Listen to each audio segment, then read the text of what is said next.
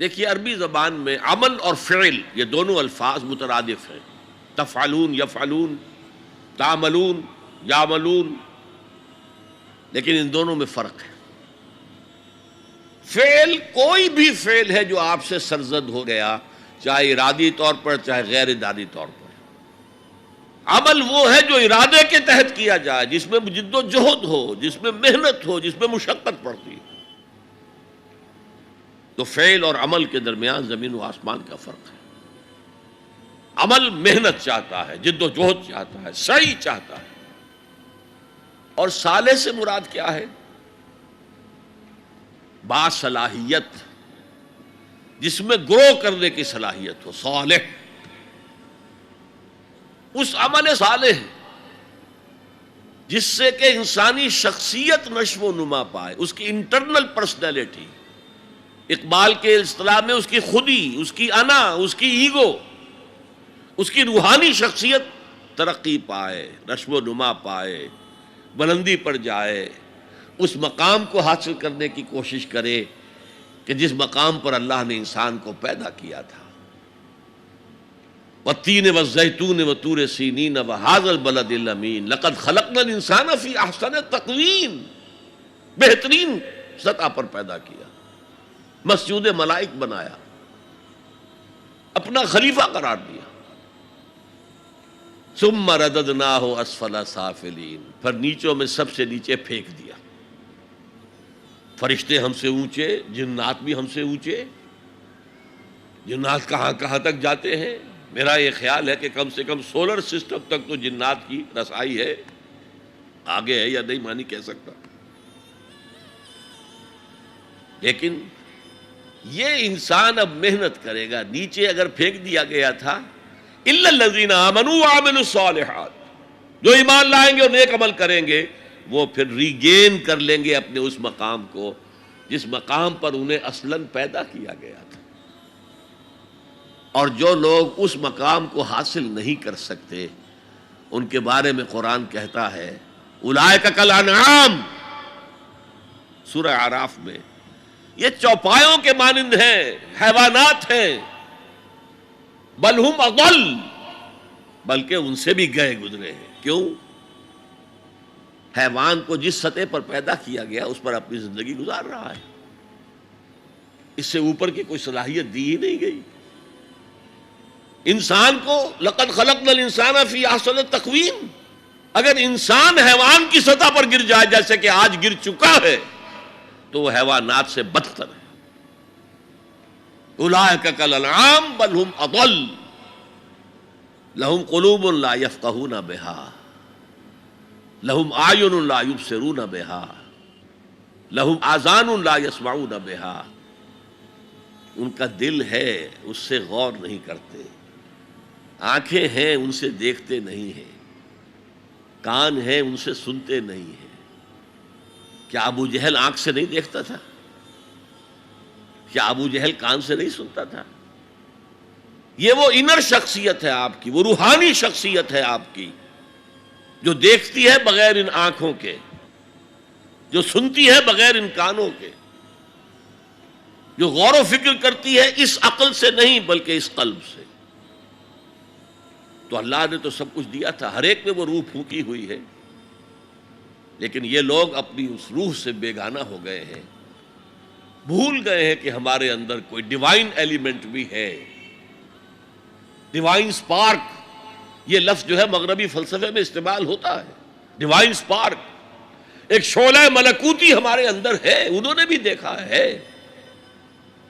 لیکن آج کا انسان خاص طور پر ڈارون کے نظریے کے پھیلاؤ کی وجہ سے، یہ نظریہ بایولوجی کے میدان کا نظریہ تھا اور بایولوجی کے میدان میں اسے تقریباً ریجیکٹ کیا جا چکا ہے، لیکن سوشل سائنسز میں اس طرح پرمیٹ کر چکا ہے، سوشالوجی میں، سائیکالوجی میں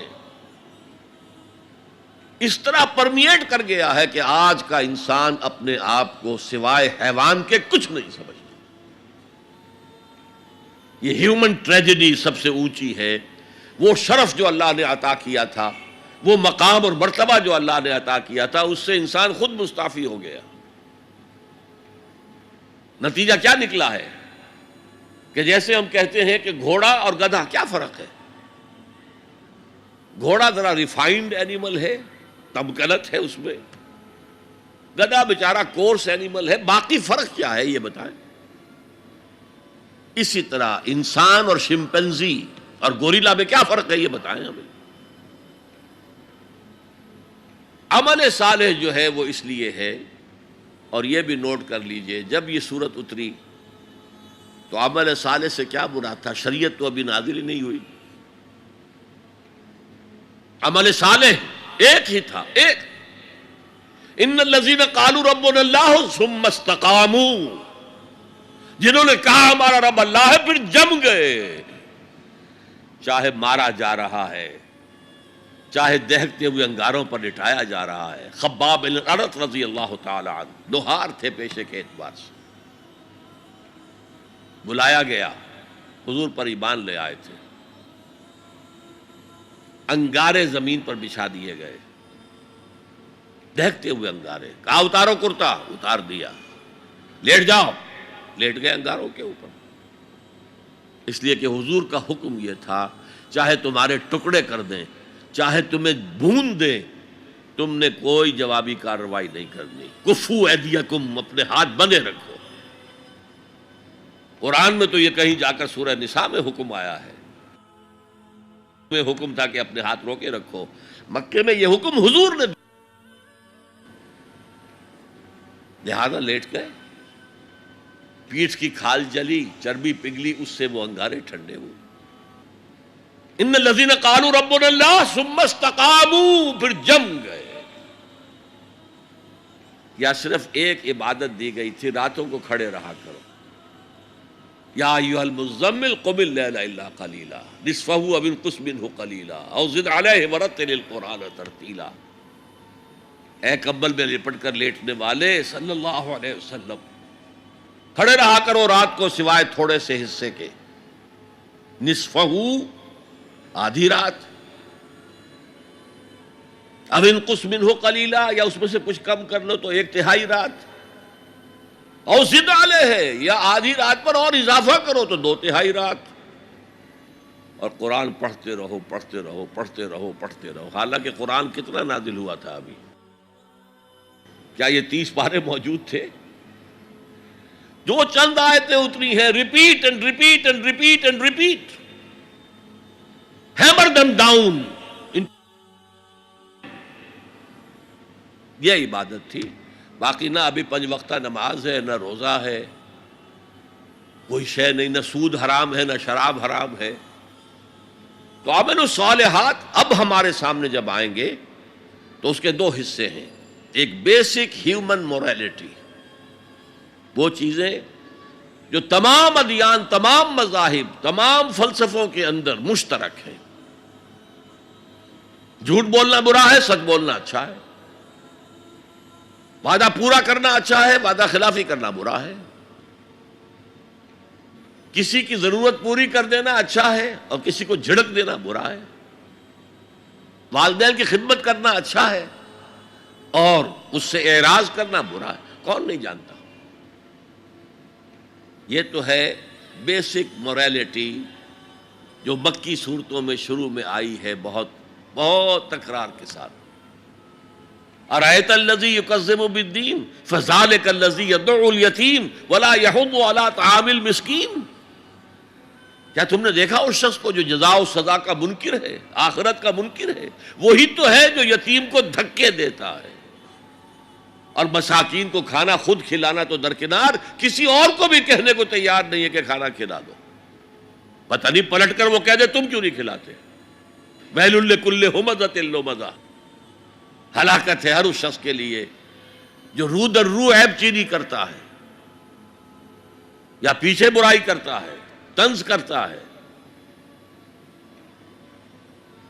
ویل لکل ہمزۃ لمزہ الذی جمع مالا وعددہ، مال جمع کرتا ہے، گنتا رہتا ہے، اب میرا بیلنس شیٹ یہاں آ گیا ہے، اب بیلنس شیٹ یہاں آ گیا ہے، پہلے اتنے کروڑ کے ایسٹس تھے، آج اتنے کروڑ کے، اسی حساب کتاب میں۔ بیسک ہیومن موریلٹی اور شریعت آئیں گے، اب وہ شریعت پوری ہو چکی محمد رسول اللہ صلی اللہ علیہ وسلم پر، اب ہمیں اس پر عمل کرنا ہے، اور یہ کوئی بوجھ نہیں ہے، یہ ہماری شخصیت کی نشو و نما کے لیے ہے۔